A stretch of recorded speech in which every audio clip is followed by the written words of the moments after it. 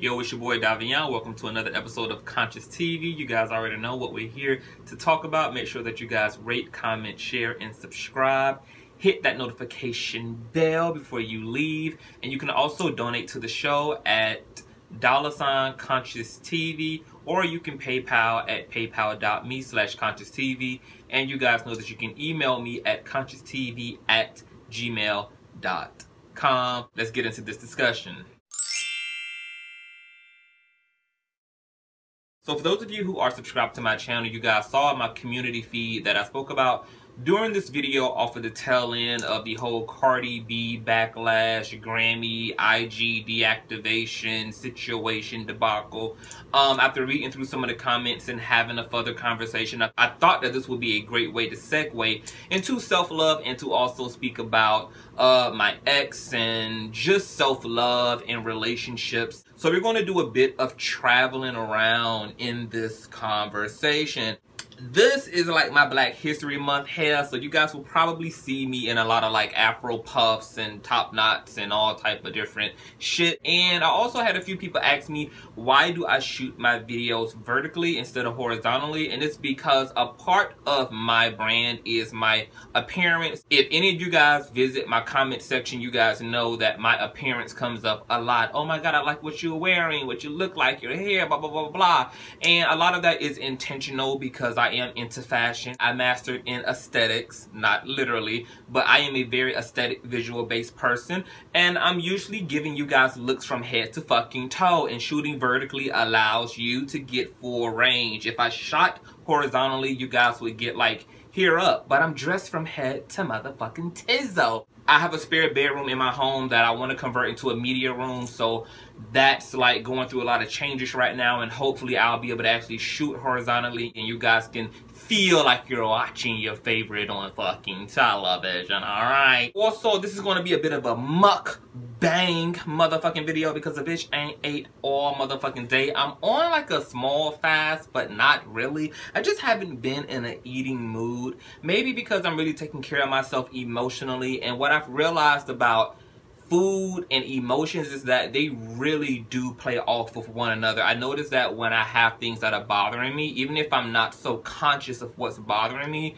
that I'll have like more of an appetite. But when I'm more at peace and when I actually feel more resolved emotionally and mentally, I don't really want to eat as much. So there's definitely a connection between food and food being a pastime, food being a way that most people cope, especially within America, because we have a huge food culture here in America. We're used to eating when we feel good, when we're celebrating. Hell, even when a motherfucker passes away and hits the dirt, bitch, we go back to the house for what? Yes, girl, the grub. So food is very heavily integrated into our emotional health as Americans. But because I do a lot of fasting, a lot of praying, a lot of meditating, and I do a lot of self-reflecting and introspective work, I don't really have a big appetite when I'm really emotionally aligned. So these two motherfucking sandwiches, fried ham, I love me some fried ham, honey. It's all type of bacon and cheese and Parmesan and girl. The Cardi B debacle.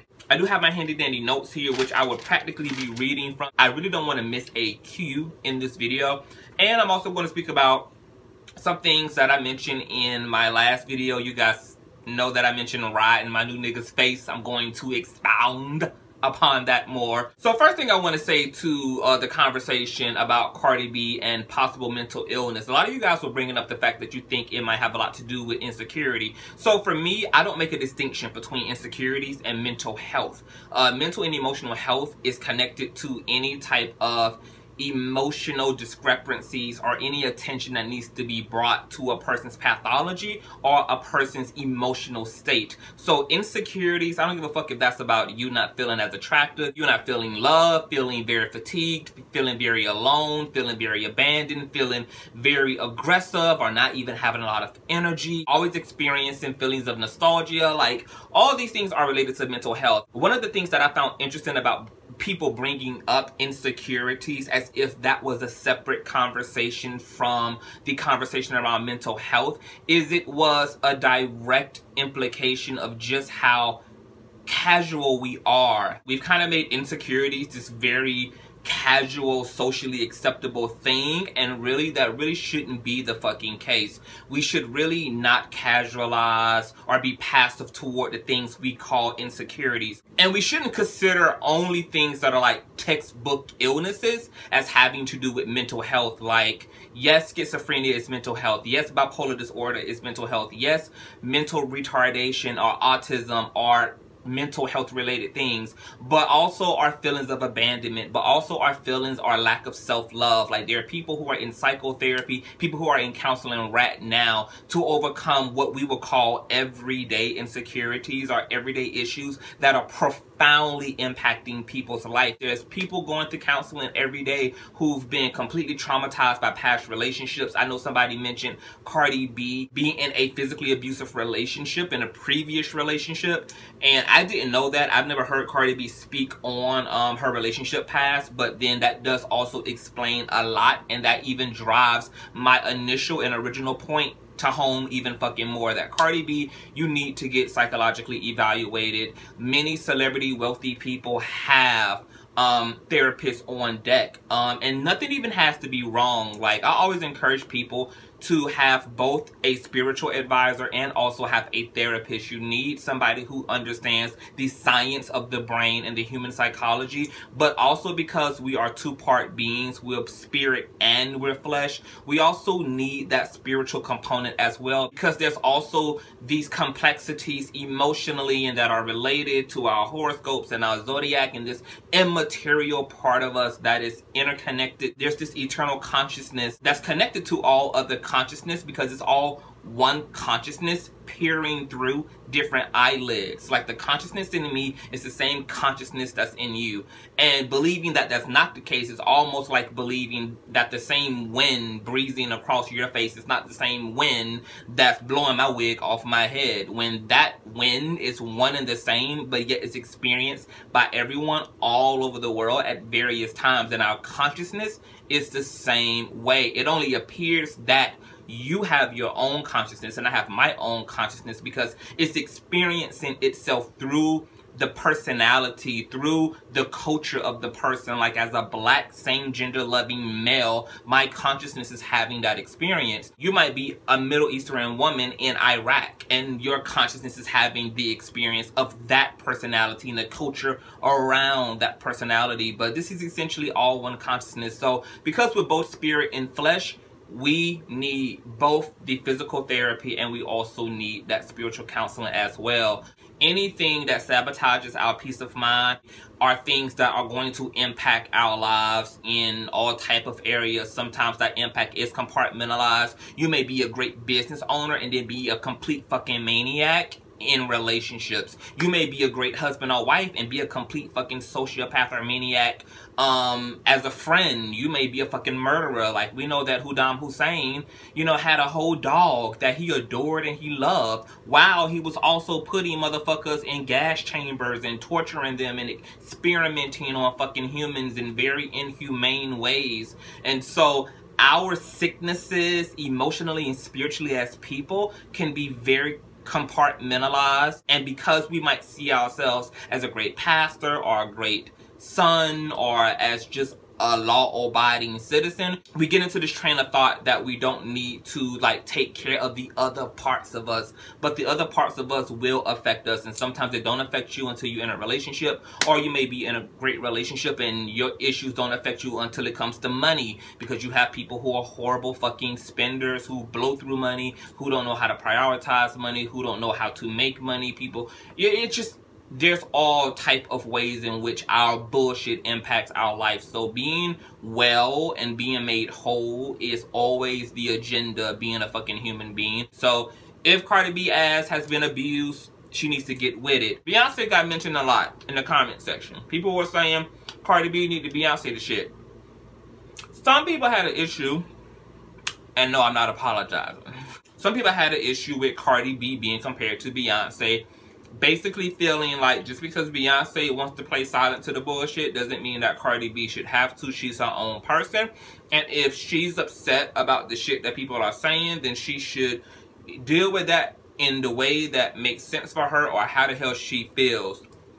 I definitely don't agree with that. So for one, A lot of the reasons why people mention Cardi B, Beyonce, and the shit is because, first of all, Beyonce is more accomplished and is a veteran in this game. And there's a reason why she's been able to stay a relevant artist. And it is the way that Beyonce handles her business. It is what she understands about her relationship to the media. Beyonce has at this point almost eliminated a need for the media because she's become the fucking media. So rather than give you a Oprah exclusive, rather than give you a Wendy Williams appearance, Beyonce says, fuck that, bitch. I'll give y'all motherfuckers documentaries and I will control the narrative and I will control the way in which I am perceived and not feel like I have to always go through the filter of the media. And that's really super fucking intelligent. Now, Beyonce has been through a lot of shit. A lot of people was like, well, Beyonce ain't been through as much as Cardi B. Cardi B done had people dragging her looks, dragging her marriage. Bitch, people dragged Beyonce and Jay-Z's marriage. Not only did they drag Beyonce's marriage, they dragged Blue fucking Ivy. There are people who are still considering Blue Ivy to be fucking ugly. When Blue Ivy hair was in these really natural states and people really couldn't get with it, motherfuckers was dragging Blue Ivy, was dragging Beyonce's parenting. This girl has been portrayed by her father, who she had to fire. She lost 2 of her original Destiny's Child members, who were also like a sister to her, over some business bullshit. There are whole conspiracy videos all over fucking YouTube saying that Aaliyah was Beyonce's sacrifice. Hell, not too long ago, one of Beyonce's band members, a female drummer, came out and said the bitch was casting all type of spells and voodoo and curses and shit on her. And did we hear from Beyonce? No. But did we see Beyonce? Yes. And where was that? On Coachella, bitch. Like Beyonce said in Formation, the best revenge is your paper. See, what you all have to understand is that, yes, there is a thin line between bullying, and that's a whole nother conversation that I do want to have, because I feel like we do live in a time, because one's opinion is so easily accessible and uploaded thanks to these little devices called phones and tablets and laptops, that we disguise really abusive and violent language as our opinion. And while it may be your opinion, it's also extremely detrimental and damaging with some of the shit that comes out of some of our fucking mouths. And we should personally feel morally convicted when we say certain things in a way that's really, really fucking brutalizing. There's this major issue of duality that we're facing in this very technological age. And while Beyonce and Cardi B are 2 different people, Beyonce understands what every aware, conscious person does, which is also the power that comes from learning how to detach from things that don't serve me. Every person in this world has haters. Most people have some bitch, some nigga somewhere on their job, in their family, in their neighborhood, in their apartment complex, who is just a total asshole. People are going to school and universities and colleges and high schools, middle schools all over this world getting dragged by their fucking peers, who do not pick up a gun and shoot up the fucking place, who do not come into work and go motherfucking postal, who continue to do what they need to fucking do and be Beyonce to the bullshit. Now, like I said in my previous video, there are people who have less than Cardi B who handle visibility in a much more responsible way. And Cardi B has not been handling her fucking visibility in a responsible way. And mind you, none of us are above clapping back at a bitch, because I'm all about a good read in the motherfucking session. But let me tell you something about reading too. Anybody who's truly skilled at reading isn't reading every fucking day. People who literally talk shit every day are people who really can't read. Because let me tell you something. I know that I got a wicked ass mouth. Shade runs like water out of my motherfucking faucet. And because I know that I have a master's degree in fucking shade, it's all the more why I can reserve my fucking mouth and pick and choose my battles. Because this is a weapon of mass fucking destruction here. And I'm not going to pull that out over a casual spat with someone. I'm going to wait to those unique times. You know, I'm going to wait until there's a blood moon in the sky. I'm going to wait until some very interesting circumstances arise when I have to pull out the motherfucking big guns. Because other than that, bitch, it really doesn't motherfucking matter. And Cardi B ain't saying shit when she talking shit other than defending herself against shit she can't defend herself from. If there's somebody who believes that you genuinely are a whack-ass rapper, bitch, you're genuinely a whack-ass rapper. And no amount of telling them how long you've been in the studio, how long it took you to work on your album, all that you went through mentally and emotionally to produce a project is going to validate you as a legit talented rapper in their eye. Like, you're literally speaking to shit that doesn't even matter. It's people not liking you that is spiritually supposed to reinforce why it's necessary to develop a positive relationship to your body, to your own personality, and to your fucking self, because you live in a world where not everybody is going to be cheerleading for you. Also, mind you, I think that it's also insulting to be focused on the negative, because you don't have just as many videos like celebrating your fucking fans. The positive that comes your way, Cardi B, profoundly outweighs all of the negative shit. And nobody is not saying that that negative shit is not out there in great numbers, but obviously because of where you are, obviously your own numbers, your own following suggests that the positive far exceeds the fucking negative. And how the fuck do your supporters feel when they're sitting here supporting you financially, sitting here promoting your music, supporting your business, supporting your brand, and all you can do is give a fuck about what Ariana Grande says? And mind you, I'm gonna read the living dog shit out of Ariana Grande in my Hot Topics video, but Cardi B, how you pressed over a bitch whose hair is so dry and damaged that she can't do shit but put that motherfucker into a ponytail? You tell that bitch to catch some quality H2O, okay? But you don't get mad at a bitch who can't do nothing but wear a fucking high bun or a fucking high ponytail, girl. Now, somebody also brought up postpartum depression could be a reason why she's acting crazy. Unless Cardi B has been pregnant her whole social media career, postpartum depression would only maybe account for what she's dealing with now. But Cardi B been popping off, been in the blogs, been combating and fighting against everybody who has something unflattering to say about her ass since her fame, since her visibility. And she's just being immature and refusing to actually put the burden on herself to overcome giving a fuck about what a hating ass hoe got to say about you. We really have to get out of this pussy punk ass culture and rebalance the motherfucking seesaw and address the people who act ugly, but also address ourselves when we are a little bit too motherfucking invested in the naysayers and in the negativity. Because at some point you gotta graduate beyond and above that bullshit. People brought up Cardi B's zodiac. She's a Libra, and that might have a lot to do with, you know, how she flows and how she manages her shit. Which, yeah, the zodiacs and horoscopes play a major role in personality traits, both good and bad. And Cardi B is a motherfucking Libra, which is a fucking air sign. Libras apparently strive for equilibrium and balance in all areas of fucking life. So this would definitely explain why Cardi B has this very visceral fucking response to negativity, because she's aware that she's not doing anything to hurt anybody. She's actually out here living her dreams, inspiring folk, and yet there are people meeting her with unwarranted negative attention who don't even know her personally, and she feels very challenged and feels obligated to really change people's fucking mind.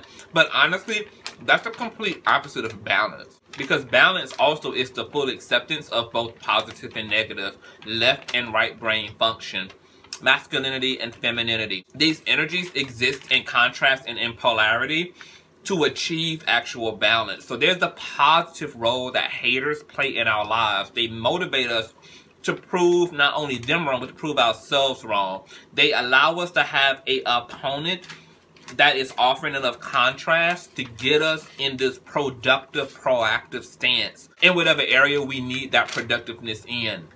So while haters, you can look at them and observe them in this like, oh my God, I hate you motherfuckers. You motherfuckers are so depressing and aggravating and frustrating. You can also look at them as lemons and find ways to make lemonade out of the motherfuckers. If Beyonce can do this with the infidelity that manifested in her fucking marriage, certainly Cardi B can do this on a dramatic scale. And yes, she will need the help. She cannot do this on her own. Her dream is way too big for her to manage this herself. She does need the right fucking people. And no, those people are not me, because the truth can be ugly and the truth can be brutal and the truth can be tough, but the truth is always from a vibration and from a frequency of fucking love, despite it being hard to digest. But some people are not good at deep throating the fucking truth. They'd rather have not anything to do with it or take it in very small doses, which is really counterproductive. And you're in a situation where you need the whole bottle, bitch.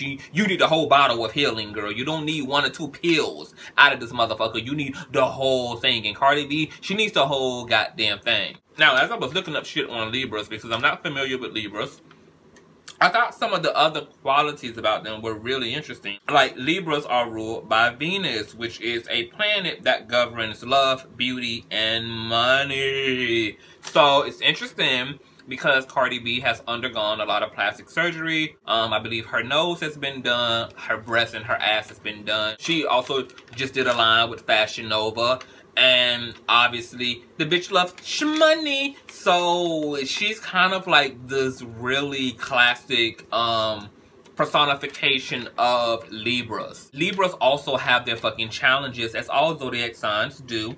And a lot of negative, and some of the negative traits of Libras is they can be superficial, they can be detached, unreliable, laid back, indecisive, and self-indulgent. And when you have an unconscious Libra or an unconscious zodiac anything, an unconscious Scorpio, an unconscious Aquarius, an unconscious Libra, they will body more of the negative, self-destructive qualities than the good ones. Cardi B seems to be like on a mediocre scale when it comes to her self-awareness. So you can see a lot of the good qualities, but you can also see like some of the bad qualities. So her doing her work will continue to help her unpack and evolve beyond these self-indulgent, self-destructive tendencies that she can have, not only as a Libra, but also as a woman who is just naturally insecure, who needs to transcend those things. The perfect segue for me to get off of Cardi B and move into my situation with my ex-narc, who also was a fucking Aquarius. Now, I made a sly comment in my previous video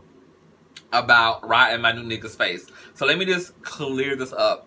I am not in a relationship. I am not in anything that even looks or feels like a relationship, okay? I am single, and I am enjoying myself. I just spent 3 hardcore years with a man who I have a 5, almost 6-year history with total. And that relationship completely kicked my ass. My ex-narc was a drug addict.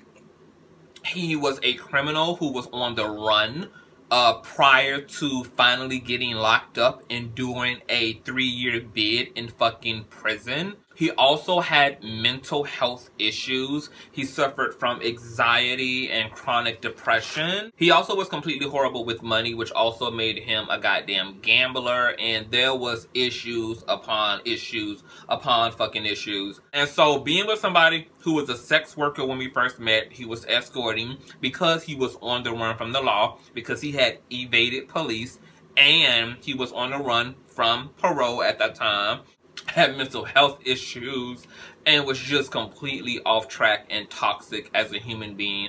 Someone asked me on YouTube, how is it that I found myself in a relationship with a narc, and what made me essentially commit my life to this person? Well, for one, when I had just met my ex, I was just starting to awaken to self-love and what that really meant. I manifested my ex out of this kind of feel-good space I was in my life at the time. My ex initially pursued me. It was love at first sight for both of us.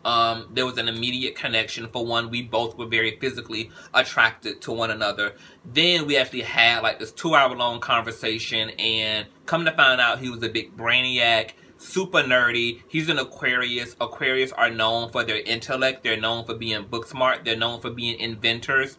Me being a very creative Scorpio, I create, I'm into fashion, I'm into clothes, I love building, sculpting, drawing, I love all of these things. And I'm also an intellectual as well, so things like creativity and intelligence literally turn me on physically, like they make my body shake. I was immediately sucked in and intrigued and fascinated, and we just had this whole conversation around quantum physics and science, and it was really refreshing to meet another male.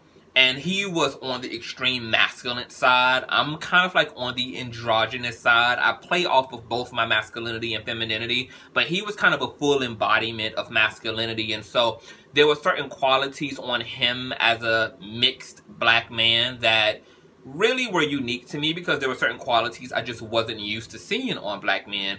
And there was an openness about him, a transparency about him. The first day that we met, he literally told me all of his tea. He told me that he had been doing escorting work. He told me that he was running from the law.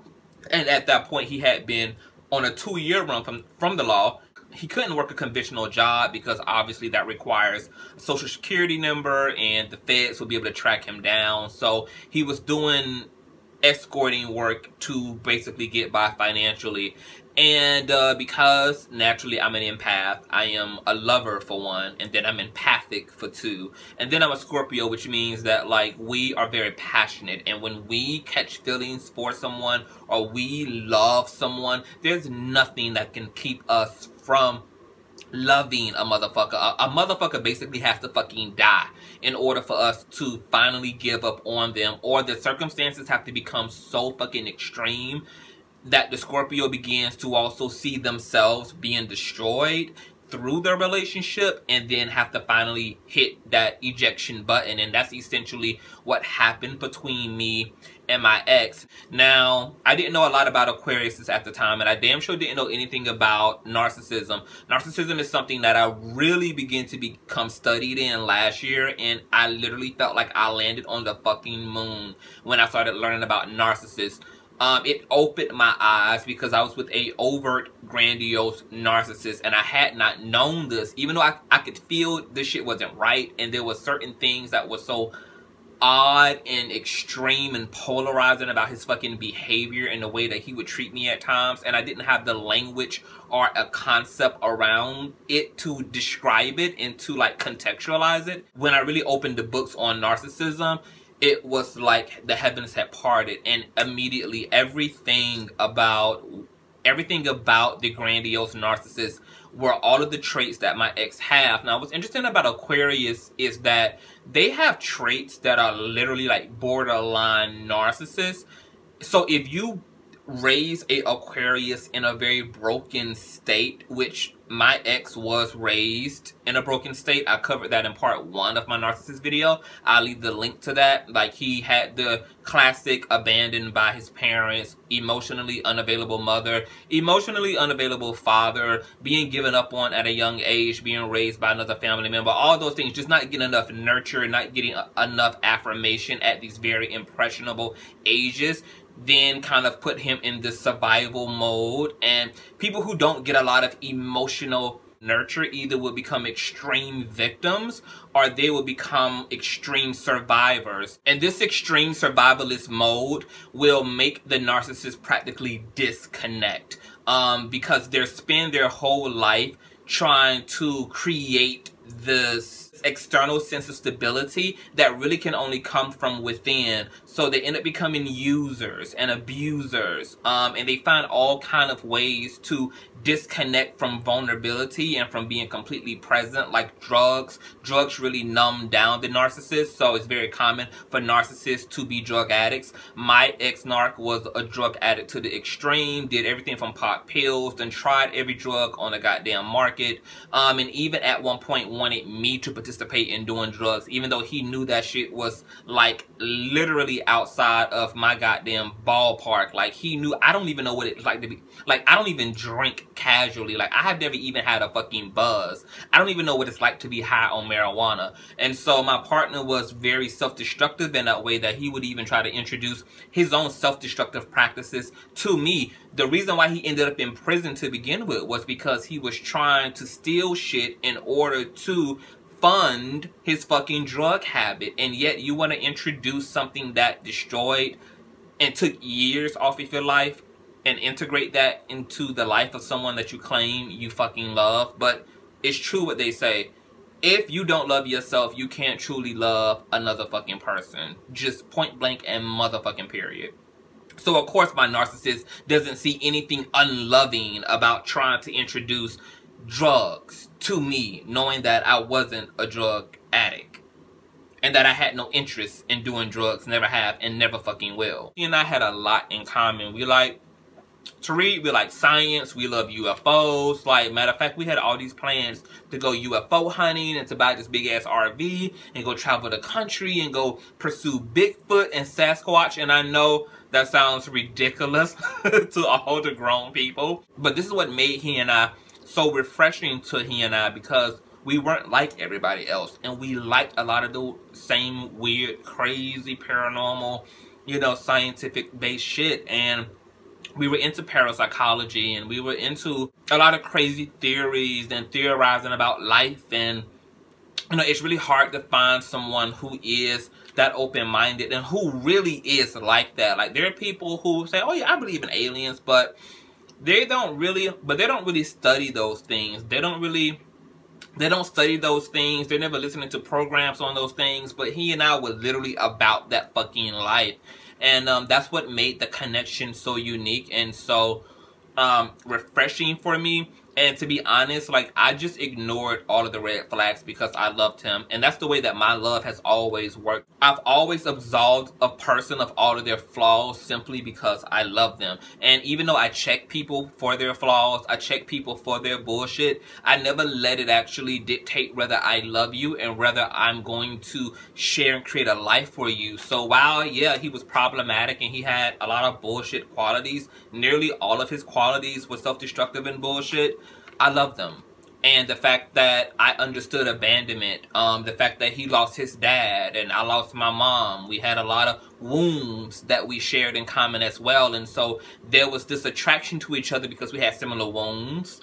We also reflected each other's highest self. And then there was just a lot of practical commonality between us. Me being a Scorpio and him being a Aquarius, it worked only when he got locked up. When he got locked up, it forced him to become very emotionally present because he didn't have a lot of the same distractions like the streets, the internet, drugs, and all of this bullshit. He had to really think and feel his feelings, and this is when we actually became the closest, is when he was locked up. Even though dating somebody in fucking prison, having a spouse in prison was the fucking worst. And that's a whole nother video that I will get into. You know, honestly, I feel like I experienced 100 different relationships in this one fucking relationship because it was that fucking dramatic. But that's when our Aquarius and Scorpio nature really found its strength. I found strength and hope and optimism and fight and love in myself that I didn't even know was there for another person when he got locked up, because I was the only person supporting him financially, spiritually, emotionally. Like, this whole family that now is talking shit about me to him is the same family that wasn't around for shit. They wasn't around. They only communicated with this motherfucker through me. He was calling me through prison, and I would call them on three-way. I would have to send him fucking JPay stamps so that he could email them and then leave them stamps to email him back with. These motherfuckers couldn't even keep $3 on the phone. They couldn't even buy a $10 pack of fucking 36 email stamps to email him back and forth with. His mother only came to see him one fucking time in 3 fucking years. The brother didn't come, the aunts didn't come, the grandparents didn't motherfucking come. Motherfuckers couldn't even write his ass a motherfucking letter. So when I found out that his family was talking shit about me, I mean, I blew my fucking lid. And I used to tell him, don't tell me what the fuck your family is saying, because I don't respect them. I don't give a fuck about how they feel about me. All the motherfuckers know that I have been the best thing that has ever fucking happened to you. I'm the only fucking reason you even lived and made it through motherfucking prison, bitch. If it wasn't for me, you would have hung yourself with a goddamn bath towel from the goddamn prison window. Like, there was so many fucking times where this nigga just felt like he wasn't gonna make it. He was just checked the fuck out. And it was literally because of me reinforcing hope and supporting him in every fucking way a person can support another motherfucker that he even made it through. There were times over that 3 years he was locked up that I was walking around with $5 in my pocket because I was buying his ass clothes, shoes, Game Boys, TVs, the whole motherfucking nine. Literally doing more for him physically than I was even doing for my fucking self. So when the relationship came to an end and I just got tired of the one-sidedness of the relationship, I got tired of holding up all the responsibility. Like, I was over it. I was fucking over it because the relationship was extremely one-sided. He never showed up emotionally. He never showed up financially. I was the breadwinner in the entire relationship. I was the person who was really fucking present and mindful and nurturing and caring and supportive. All he ever did was think about what was best for him, which is what the fuck narcissists do. Because once again, narcissists they're stuck in survival mode. They don't know how to really rest. They don't know how to really take refuge in your love. They don't know how to extend that love to you. And when they want to be vulnerable, when they consider being vulnerable, there's something really negative and fear-based that happens inside of them that makes them reject really letting you in and really letting you be one with them, because there's a subconscious disconnect because of all the essential figures within their childhood abandoning them. So loving you feels good, but when I think about doing so, I'm reminded of how my father forsaken me. I'm reminded of how my mother abandoned me. And there's a fear that if I let you in this way, you would disappoint me, just like some of the people that I love the most have. And that fear is actually a fucking phobia. And it's terrifying to the fucking narcissist. And because the narcissists don't want to heal that, they would rather stay in survival mode, they'll never be able to, first of all, really understand the gravity of your fucking love. Because my ex, as much as he used to go on these fucking rants about how powerful my love was and how divine my love was and how I was the greatest lover he ever had and blah, blah, blah, blah, blah, the fact that he treated me like complete shit lets me know that he really doesn't even fucking get it. And if he gets it somewhat intellectually, but he doesn't understand what that required from me emotionally. What it required to support him and to be there and to deal with all of his bullshit mentally and spiritually, and how much I took on only to be turned around and be cheated. Because I was cheated on from top to bottom in our relationship. Because we were on again and off again for a long time in our relationship history. There was one point in time where we were on again, and then we were off again. And I didn't know until later down the line that he was living with a whole dude, this white boy who he was using for his apartment and using for his car. And he didn't tell me this at the time that we were supposed to be working on fucking us. Then when he got locked up, at this point, we're in love, we're engaged, the whole motherfucking nine. He's been in a whole relationship to another nigga for a whole year and a half, claiming that he was only using him. Because, once again, the narcissist never takes any responsibility for anything. Even when they doing fuck shit, they try to play the shit down as if what they're doing, oh, it means nothing. This bitch means nothing to me. This person means nothing to me. If they meant nothing to you, why the fuck are you doing what the fuck you're doing? You're just an unaccountable, immature, reckless, sick person. And do you know what I did? With all the cheating, I got over it. I got over it. Chance after chance after chance I gave his ass. Do you know what he did when he first got out of prison? He broke up with me the first fucking 24 hours of being out of prison. He broke up with me. Then when we got back together, after he came to his fucking senses, do you know what else he was doing? He was fucking cheating. He was sending dick pics to niggas on the internet. He was openly flirting with old fuck buddies and exes and all type of bullshit. So when I say that my relationship was a lot, it was a lot. And it sounds completely disrespectful and insulting, I know, for someone like me to have been with a liar, a cheater, a manipulator, a criminal, an ex-con, a motherfucking sex worker, essentially a goddamn prostitute, a drug addict, and here I was. this was my husband. And I chose him while knowing all of that. And guess what? Would have had no shame in that even being our story had he actually overcome himself. But he never did. He never became a better person. He never became the man he needed to be for himself, and then became the lover I needed him to be, that he promised me that he would be, that he told me he would be. And I gave this man 6 years of my life chasing a fantasy, because I believed in him and loved him so much that I wanted to give him every fucking opportunity I could to rise to the occasion, because I believed it was in him to rise to that occasion. He never did.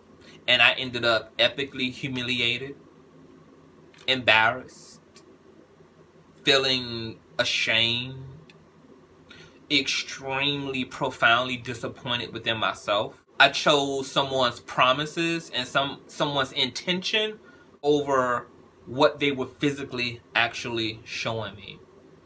And I supported and gave everything that I was. Everything that was good in me, I gave into this relationship.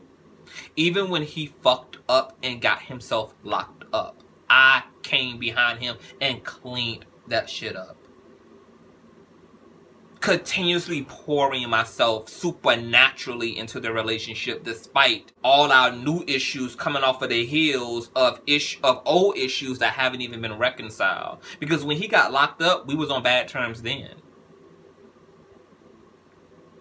We was on bad terms then.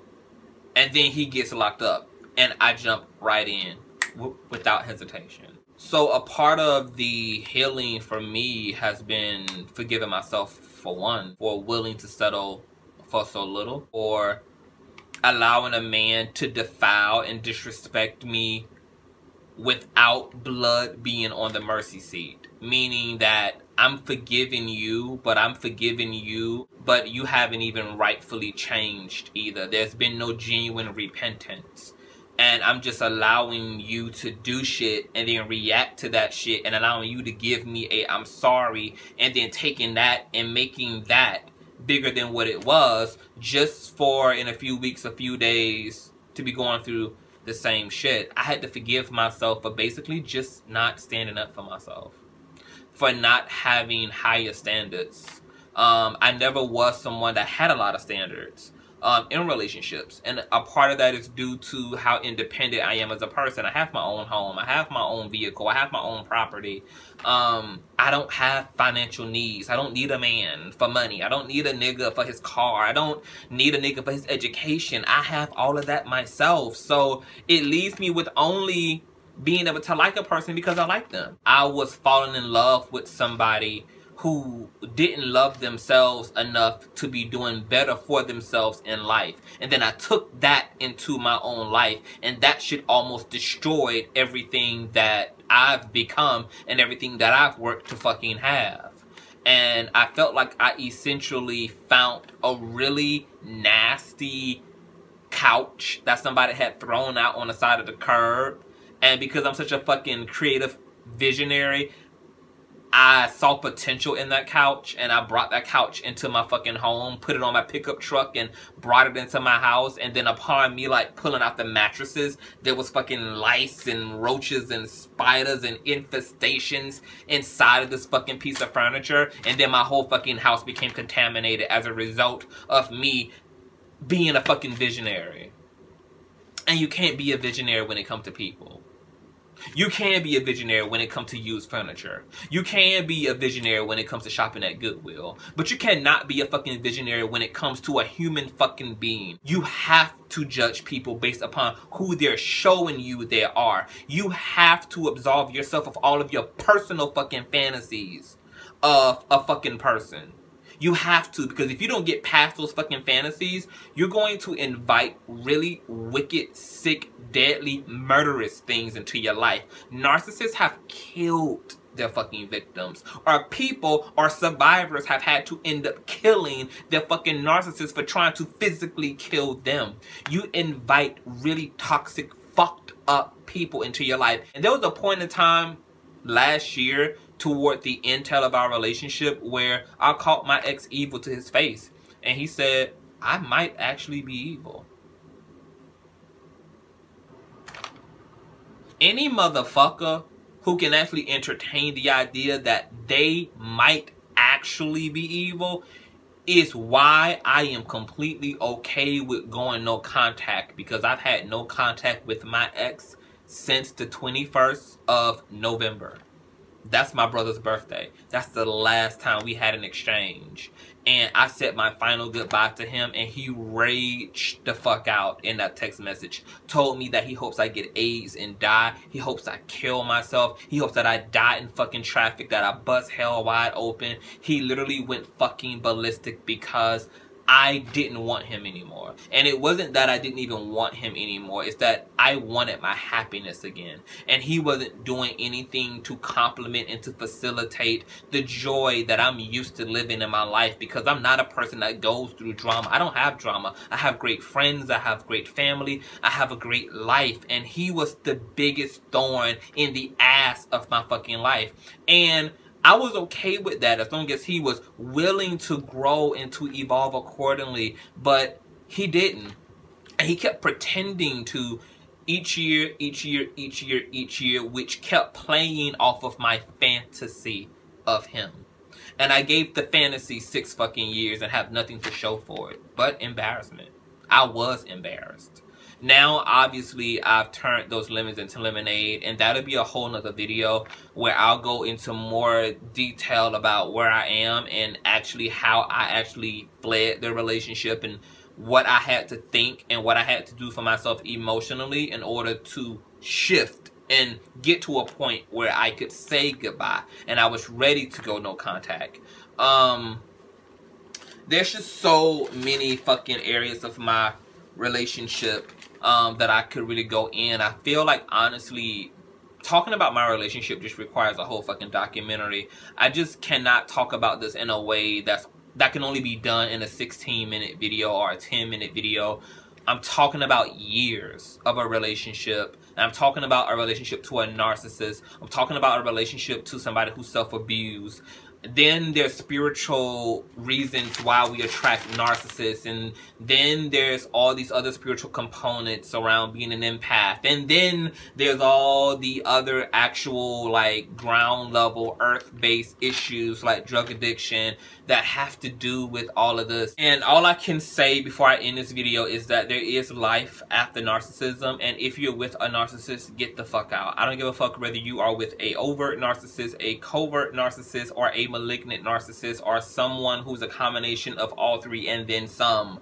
Get the fuck out. It doesn't get better. And unless that narcissist is willing and actually does go to therapy on a regular basis and is willing to commit to some deep psychotherapy for the rest of their fucking lives, nothing will change. Ask any of the survivors of narcissism who have been married to a narcissist for 12 years, 20 years, 17 years, 6 years, 1 year.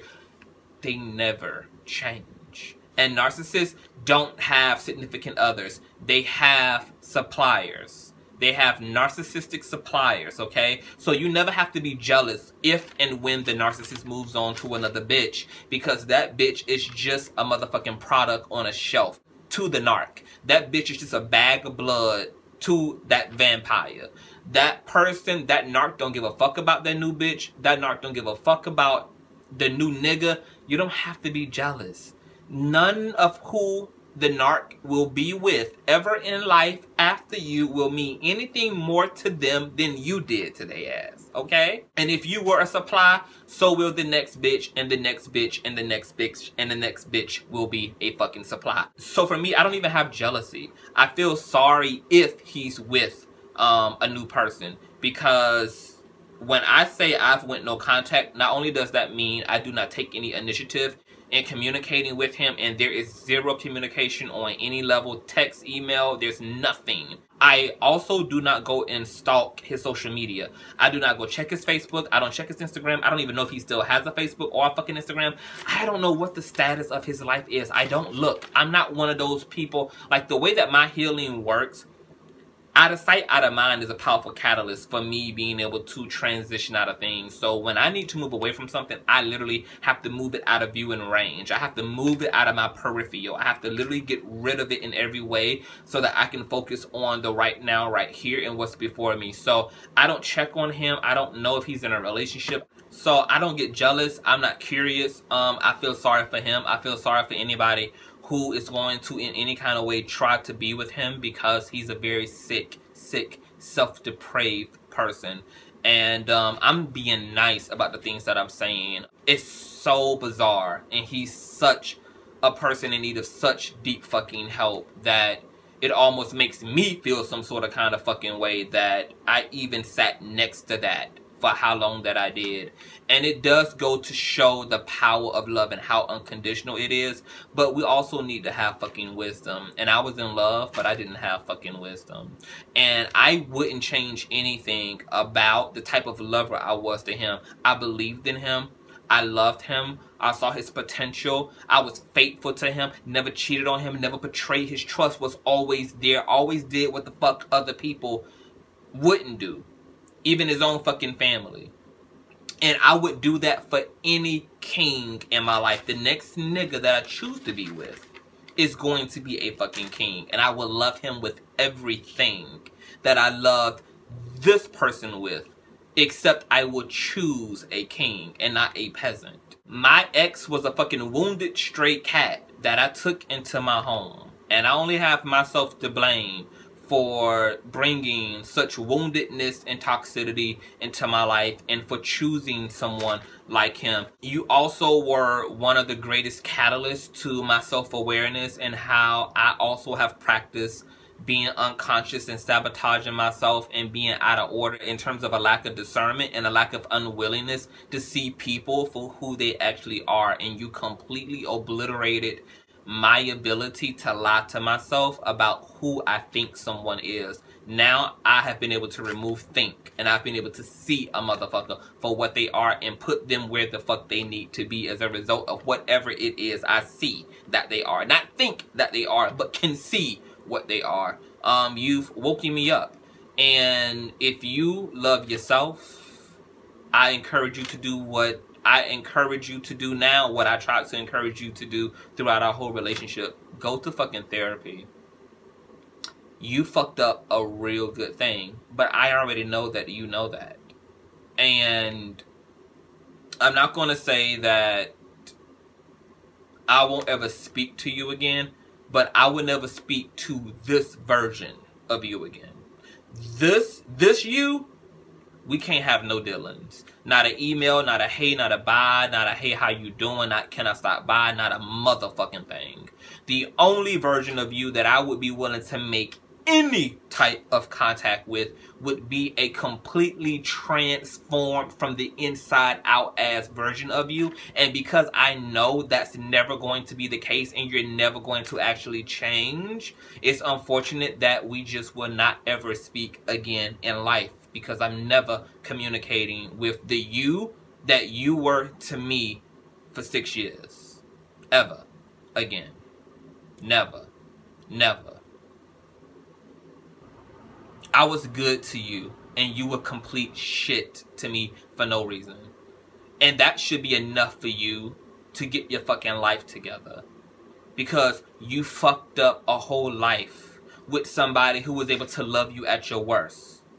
You was able to gain 60 motherfucking pounds and still have your partner be just as sexually attracted to you as he was when you had your muscles and your biceps and your abs. See, now you're going to have to work to impress these hoes, because the only thing they going to like from your ass is what you actually look like. The way that you became a fat ass motherfucker. And I didn't miss a beat in my love. I didn't miss a beat in my attentiveness. I didn't miss a beat in my desire for you. Our whole fucking relationship, you never held down a fucking job. When you get any little piece of clothing, any little piece of car, any little piece of money, that's all these hoes gonna be liking you for, is what you got. And you had a whole motherfucker over here that you didn't have to have nothing for. You ain't have to have no money in the bank, because the love was fucking real. See, I'm gonna always be the realest bitch you ever been with because I was the bitch who was with you when you were completely down. Any motherfucking dude or woman you get with on your way up ain't gonna never have a thing on the motherfucker that was able to be with you when your ass was completely 10 toes down. See, I know I'm the realest nigga. I know that I'm the rarest find in your life. That's why I don't have a reason to be jealous about what your activities may be. I don't give a fuck what dick you putting in who.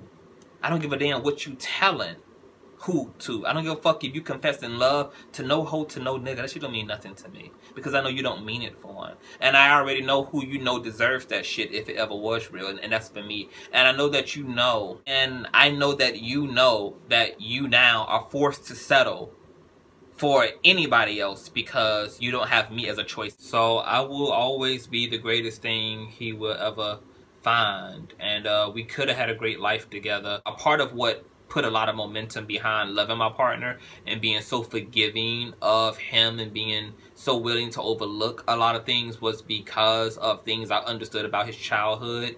It was because of me feeling like he just didn't have an opportunity to really be believed in, and that he didn't have an opportunity to really have someone that really cared about him that could help push him toward his highest good.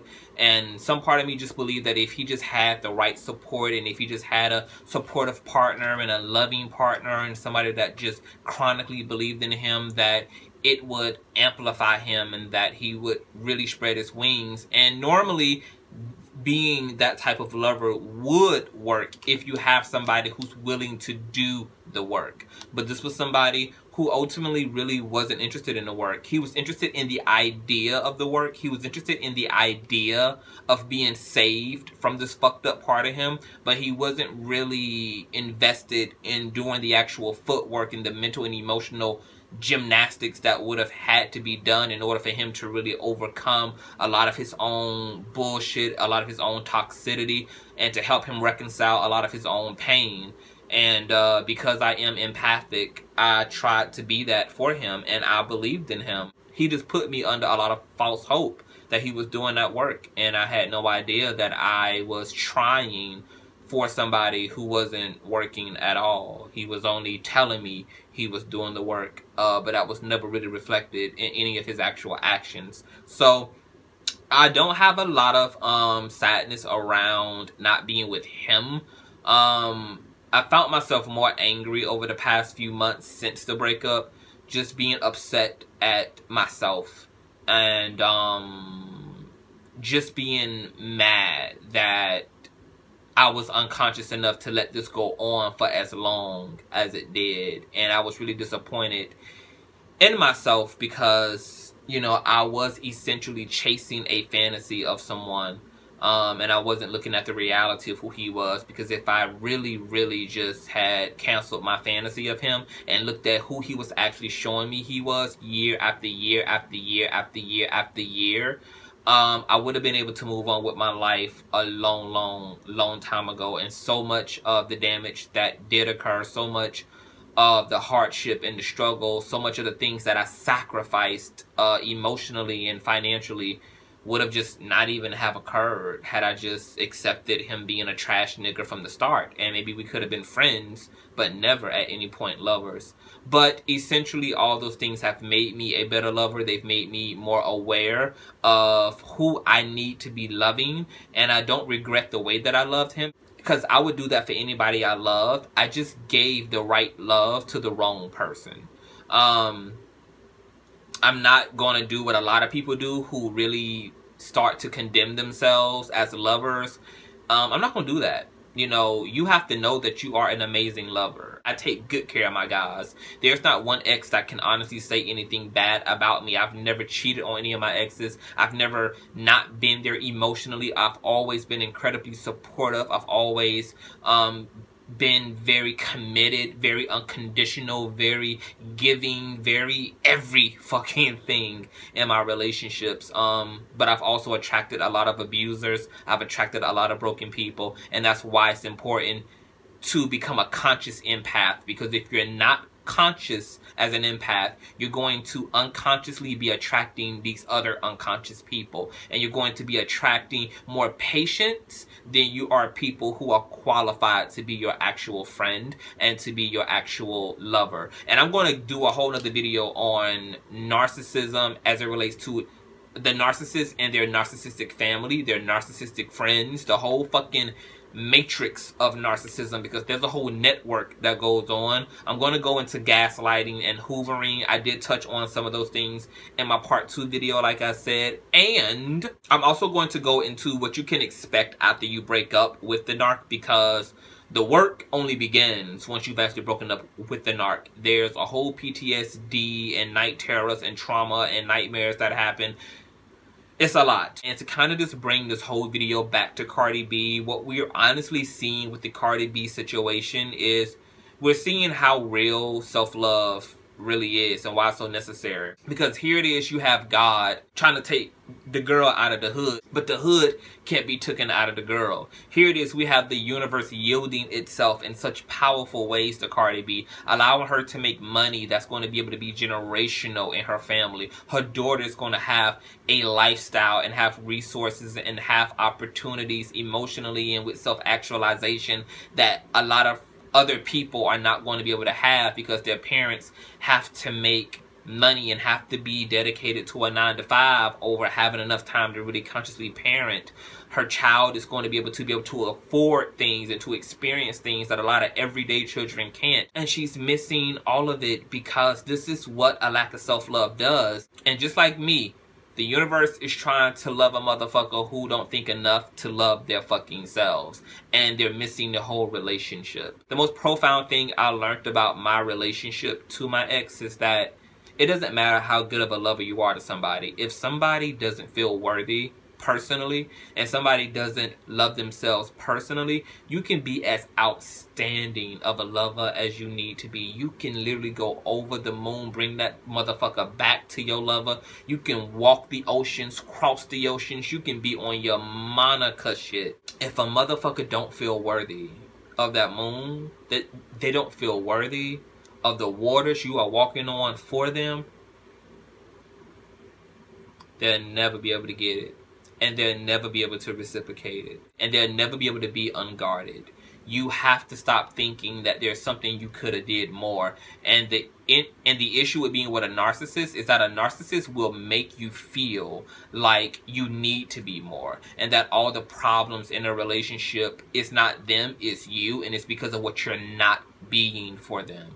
The narcissist will play off of this because they know that in a natural lover, that lovers strive to be great at being lovers. And they know that lovers take pride in being great lovers. And because they know that this is kind of your measuring system for yourself, and this is where you find value within yourself as a person, they will use this metric system against you and manipulate you against your fucking self. So be very careful when it comes to dealing with narcs, and also don't entertain the idea that you could do something to make them treat you better. That's very conditional, and it's very sick and very wicked. Because if they had any sense of morality and boundary and love and respect for another human being, somebody wouldn't have to do something that warrants them to properly and rightfully treat someone that they also claim they love. That would just be the automatic fucking reaction and response of that love for this person. So this is a whole mind game. It's all up in here for the narc. And narcs will get you all up in here and have you going fucking crazy. They'll even have you believing that you're the motherfucking narcissist. Can you believe that? We got a series, baby. When I tell you that this whole narc thing is going to be a series, it's going to be a motherfucking series. And I have stories and horror stories for days in this one relationship to really cover everything about narcissists. But I'm glad to have really gotten this out. I feel good. I had recorded this video so many other different times, and I just didn't feel good about it. I've been able to actually feel at peace while speaking about this, which I'm really grateful about. I feel more recovered. I still love my ex, and that's something else that I do want to tell people, is that you can still love the person that hurt you the most.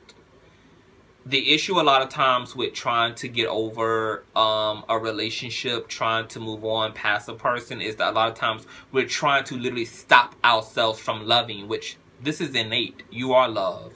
You're created in the image of love. Love is God. You are God in flesh. So you cannot literally challenge your love for somebody. What you can do is accept that, and you can accept why there needs not to be a relationship to the person that you love, but you don't have to deny the fact that you love them. And you have to take pride in the fact that you love, even if you love the wrong people, because it's okay to love the wrong people too. We just have to love them with wisdom, love them from a distance. You can love the family member who steals, just don't let that bitch in your house, and don't let that bitch in your house at least without supervision. See, it's all about context. It's all about being able to recognize the problematic issues and behaviors of the people you love and make them govern themselves accordingly around you, or you place them strategically in your life in a way that their problematicness does not take away from your sovereignty, that it doesn't take away from your peace of mind. So it's all about wisdom, and I got a crash course and an ass kicking in wisdom. I wasn't wise in this relationship. I wasn't wise about who I was with. I wasn't wise about who I chose and who I allowed to choose me.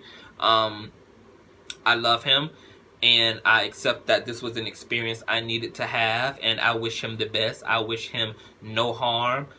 We had a lot of plans and a lot of dreams, and I'm happy to say that I'm living all of the dreams that we have. Him being in my life or not being in my life has not kept me from opening up the businesses that we were going to open up together. It didn't keep me from purchasing that motherfucking RV that we were going to purchase together. And it ain't going to stop me from taking all of the motherfucking trips and doing all of the motherfucking things that we had decided to do. I'm just going to be doing those things without him and possibly just with other people. And that was sad at first, because these were things we were supposed to share together. And unless he can be a changed person and he can truly own up to everything that he's done, and he can actively and is actively working toward being a dramatically different person than the motherfucker he was to me and he has been to everybody else in his life up until this point, then we have nothing to speak about. And I won't be speaking to him unless there is a change. And there's a change in awareness. There's a change in emotional and mental growth, and that he can stand in his shit as a fucking man and take ownership for what he's done to me and what he's done to countless others. There are people in his family who is bruised by him. There are people in his family that are hurt by him. There's exes in his life that are bruised by him. Let me tell you, my ex, when I first did the Narcissist video, he had an issue with that. His family had an issue with that. I'll talk about that in another video. But he found what I was saying to be unbelievable about him, so he sent my video to one of his previous exes, and his ex validated every fucking thing I said in that first Narcissist video. We're on to something here, people. He's the only one who can't get it. When I first brought narcissism to his attention, do you know that this motherfucker took a narcissist test? A narcissist evaluation test, which determines whether you are borderline narcissist or whether you are a full-blown narcissist. Do you know that this motherfucker passed the fucking test with flying fucking colors? The test absolutely affirmed to him that he's a full-blown fucking narcissist. And still, willing to be reckless, willing to be self-sabotaging and self-destructive. There's nothing you can do with that. Jesus said, do not cast your pearl to swine. Some people in your life are fucking swine. And you have to discern that. And you have to draw the line to that.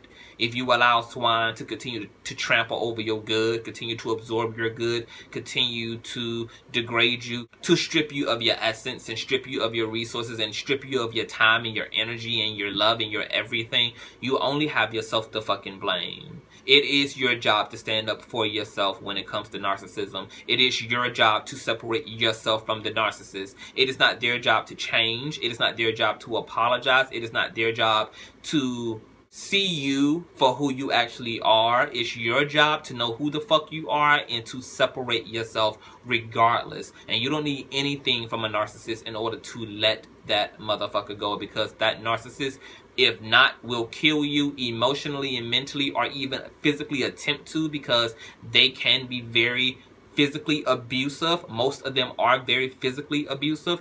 They drive you to harm your fucking self, because that's how much of a mind fuck it is to be involved with a narcissist. So I just want to encourage everybody to get free.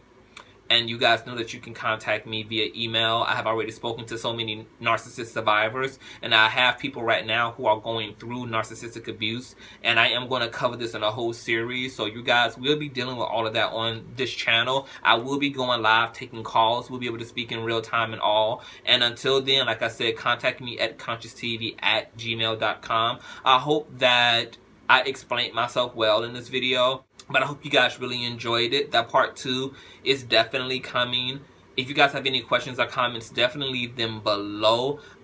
You guys know that you can donate to the show, and it doesn't matter what you guys send. Like, it doesn't matter. You don't have to send me some ridiculous amount of money, because I know you guys have hit me up saying, oh, you know, I gotta wait till I get paid to show you some love, or I want to send you this amount. Look, it's not even an obligation that you even send or donate fucking money. So on top of it not being an obligation, if you come out of your pocket and give anything that you feel led to give, I will always be appreciative of that, because it's not in the amount of what you're giving. It's just the fact that you feel led and appreciate me in such a way that you want to fucking give. I appreciate it for that. It wouldn't matter if it's 99 fucking cents, because bitch, 99 cents is a bag of gummy bears at Family Dollar, bitch. $2 is a motherfucking 2-liter Mountain Dew at the Dollar General store. Like, we make use of coin around here. So it is not about how much, and I really thank you guys who have donated to the show this far. You guys encouraged me to get a fucking Cash App, so now I have one.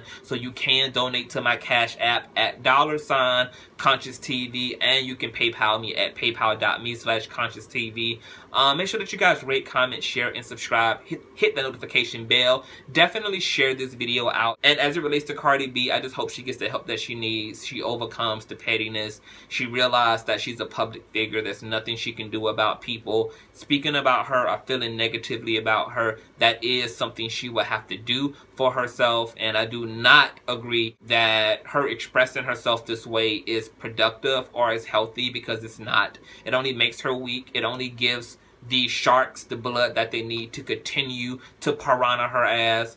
And she also will never know the power of personal liberation and emotional and mental discipline if she continues to think that the answers to shutting the world up is literally external to her. She has to shut the world up. You know, the same way that a motherfucker can fall asleep in a noisy ass room, that's the type of self-empowerment that we all have. And as much as we think we need to change the outward world, honestly, we have everything in us to change our inward world, which changes the way that the outward world actually affects us. See, I'm a Buddhist and a Christian mystic. So a lot of my practices have to do with emotional discipline and mental discipline. These disciplines have served me so well in my life. They've served me in transitioning out of my marriage into my singleness, and will be helping to assist me in transitioning into companionship and all the shenanigans that I plan on getting into going forward.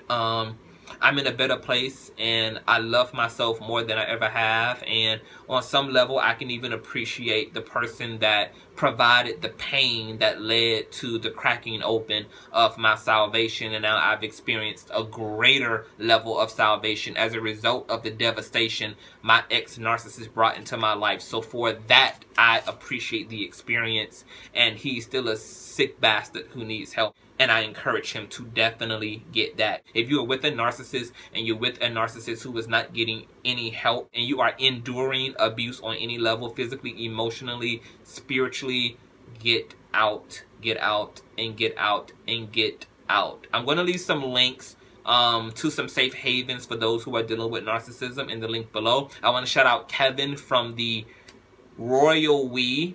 He has a YouTube channel, and I listen to this channel, and I have been able to come into contact with other survivors, and it's been really reaffirming and really reinforcing of my own strength to see so many people also have to be strong, and that I'm not alone in what I had to deal with, and that there are people who really get it.